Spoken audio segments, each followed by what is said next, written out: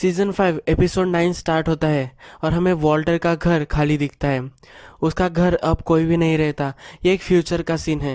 उसके घर पर वो फिर विजिट करने आया हुआ होता है। उसका जो स्विमिंग पूल होता है वहाँ टीनेजर्स स्केटिंग वगैरह कर रहे होते हैं। वो उसके घर में आता है तो उसका घर बहुत ही वेंडलाइज्ड किया हुआ होता है। वो फिर प्रीवियस एपिसोड में हमें देखा था कि उसने राइसिन एक की सॉकेट में रखा था। तो उस की सॉकेट को वो ओपन करता है और राइसिन वहाँ से निकाल लेता है। जब बाहर आता है तो वो नेबर को भी हाई करता है और अपनी गाड़ी में बैठकर वो वहाँ से चला जाता है। नेक्स्ट सीन में हम फिर आते हैं हमारे प्रेजेंट में अब हैंक को पता चल चुका है कि वॉल्टर ही हाइजनबर्ग है। तब वो टॉयलेट से बाहर निकलता है। वो मरी को बोलता है कि मेरी तबीयत अब अच्छी नहीं है तो हमें यहाँ से चलना चाहिए। मरी भी स्काइलर से एक्सक्यूज़ लेती है और वो गाड़ी में बैठते हैं। वॉल्टर उससे पूछने आता है कि तुम्हें क्या हुआ है, पर हैंक बोलता है कि मेरा सिर्फ स्टमक अपसेट है।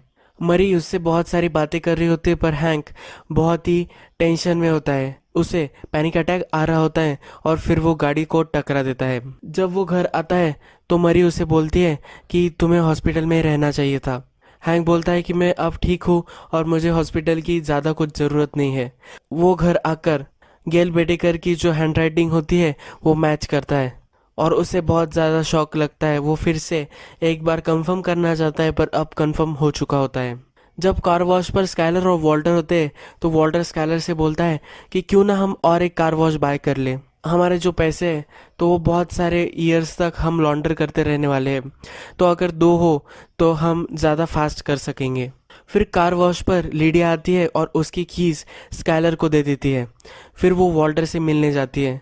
वो वॉल्टर को बोलती है कि बहुत ही कम प्योरिटी हम कुक कर रहे हैं, तुम्हें आकर हमें फिर से एक बार सिखा देना चाहिए। सिर्फ एक वीक एक ट्यूटोरियल समझकर तुम आ जाओ और हम तुम्हें बहुत सारे पैसे भी दे सकते हैं। पर वॉल्टर उसे बोलता है कि अब मैं ये नहीं करने वाला, मैं इससे आउट हूँ, मुझे इस सब से कुछ भी लेना देना नहीं। फिर स्काइलर वॉल्टर के पास आती है और वो वॉल्टर से बोलती है कि ये जो है मुझे बहुत ही अलग लगी। वो रेंटल कार वॉश कर रही थी। स्काइलर उससे पूछती है कि ये कौन थी। तो वॉल्टर उसे बोलता है कि ये मेरी फॉर्मर एसोसिएट थी, यानी कि मैं कुकिंग में उसकी कलीग थी। स्काइलर फिर बाहर आती है। लीडिया की कार वॉश हो रही होती है पर उसके एम्प्लॉय को बोलती है कि तुम अब ये कार छोड़ दो और वो लीडिया को चाबी दे देती है। वो उसे बोलती है कि यहाँ से तुम चली जाओ और फिर वापस कभी मत आना। हैंक अपने घर पर होता है और वो ऑफिस नहीं जाता। जो गर्ल्स वगैरह सब रिलेटेड फाइल्स होती है वो सब वो घर पर ही लेकर आता है। वो अब वॉल्टर के खिलाफ एविडेंस क्रिएट करने के लिए बहुत ही जुड़ जाता है। जैसे ही उसके पैसों के बारे में सोच रहा होता है फिर वो सॉल के पास आ जाता है। सॉल के वेटिंग रूम में उसे वेट करना पड़ रहा होता है तो वो वही वीड स्मोक करने लग जाता है। तो सॉल उसे तुरंत अंदर बुला लेता है। वो सॉल को वो 2 पैसों की बैग दिखाता है। वो फिर सॉल को बोलता है कि जिस बच्चे को टॉड ने मार दिया था उसके पेरेंट्स के लिए एक बैग है और एक बैग जो है वो माइक के ग्रैंड डॉटर के लिए है। सॉल उससे पूछता है कि क्या तुम अभी भी माइक के कांटेक्ट में हो। तो जैसी बोलता है कि नहीं, मैं उसके कांटेक्ट में नहीं हूँ, पर मुझे ये सब पैसे उसकी ग्रैंड डॉटर को देने हैं। सॉल उसे बोलता है कि ये चैरिटी कर रहे हो, ये बहुत ही घटिया आइडिया है। वो उसे समझाने की कोशिश करता है पर जैसे उसे बोलता है कि ये काम हो जाना चाहिए। फिर सॉल वॉल्टर को कॉल करता है।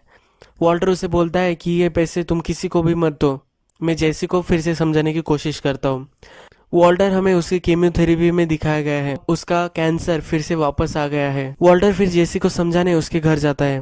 वो उसे बोलता है कि ये जो तुम कर रहे हो वो नॉनसेंसिकल है, तुम अब इससे बाहर निकल चुके हो, अब तुम्हें पुरानी चीज़ों पे क्लिंग करने की ज़रूरत नहीं है, तुम एक नई लाइफ स्टार्ट कर सकते हो। जेसी वॉल्टर से बोलता है कि मुझे पता है कि माइक को तुमने मार दिया है और उसके ग्रैंड डॉटर को अब पैसे नहीं मिलने वाले, तो इसलिए मैं उसे पैसे देने वाला था। वॉल्टर उसे बोलता है कि माइक अभी भी जिंदा है पर वो अब इस सिटी में नहीं रह रहा और वो परफेक्टली कैपेबल है कि वो उसके ग्रैंड डॉटर का ख्याल रख सके। वॉल्टर फिर घर आता है और वो डिनर कर रहा होता है।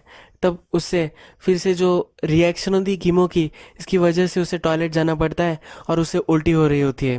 जब टॉयलेट में वो देखता है तो उसकी जो भूख होती है वो उसे नहीं मिलती। फिर वो बेड पर आकर आकर स्काइलर से पूछता है कि तुमने मेरी वो बुक कहाँ देखी। फिर वो उसे लगता है कि वॉल्टर जूनियर ने वो ली होगी, पर स्काइलर बोलती है कि ये कभी भी पॉसिबल नहीं है। फिर उसे हैंक पर शक जाता है। उसे लगता है कि हैंक को वो बुक मिल गई होगी। तो वो स्काइलर से पूछता है कि हैंक को क्या हुआ था। तो स्काइलर उसे बोलती है कि उसका स्टमक अपसेट था और वो 2-3 दिनों से ऑफिस भी नहीं गया। फिर उसका शक स्ट्रांग होता है तो वो बाहर जाता है और उसकी गाड़ी को देखता है कि उस पर ट्रैकर है या नहीं। तो उसे एक ट्रैकर मिल जाता है। यहाँ जेसी जो होता है वो रात में उस पैसों को लेकर गाड़ी में बैठा हुआ होता है।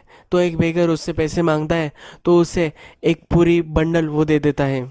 फिर वो पूरे नेबरहुड में वो पैसे बांटते हुए गाड़ी चलाता है। नेक्स्ट दिन वॉल्टर हैंक से मिलने आता है। हैंक को जो लोग सब फाइल्स वगैरह देने आते हैं वो लोगों से भी उसकी जान पहचान होती है। उससे वो कन्वर्सेशन स्टार्ट कर देता है। फिर हैंक वॉल्टर को गैराज में बुला लेता है। वॉल्टर उसे बोलता है कि तुम्हारा स्टमक अपसेट था इसलिए मैं तुम्हें देखने आया हूँ। वो बोलता है कि तुमने वो सैलेड वगैरह तो नहीं खाया था ना, पर कोई और भी बीमार नहीं हुआ तो वो सैलेड नहीं हो सकता। ये नॉर्मल कन्वर्सेशन वो कर रहे होते हैं। पर फिर वॉल्टर वापस आता है और ट्रैकर हैंक को दिखाता है। हैंक फिर गैराज बंद कर लेता है और वॉल्टर को बोलता है कि वो तुम ही थे, हाइजनबर्ग तुम ही हो और तुमने ये सब किया है। फिर वो उसे पंच करता है। वो उसे बोलता है कि तुमने नर्सिंग होम उड़ाया है, 9 लोगों की जान ले ली है, मेरा एक्सीडेंट भी तुमने ही करवाया था। वो उसे बोलता है कि मैं तुम्हें जेल में डाल दूंगा। वॉल्टर फिर उसे कहता है कि मुझे अब कैंसर फिर से हो गया है। अगर तुमने कोई भी सबूत इकट्ठा कर लिए तो तुम्हें भी पता है कि मैं जेल में नहीं जा सकता। कोई भी ये स्टोरी बिलीव नहीं करेगा और तुम्हारे पास इतना भी एविडेंस नहीं है। हैंक बोलता है कि तुम्हें जेल में ही सड़ना चाहिए, तुम्हें मर जाना चाहिए, अच्छा हुआ कि तुम्हारा कैंसर वापस आ गया। वो उसे कहता है कि मुझे समझ में नहीं आ रहा कि मैं किससे बात कर रहा हूँ। फिर यही एपिसोड ख़त्म हो जाता है।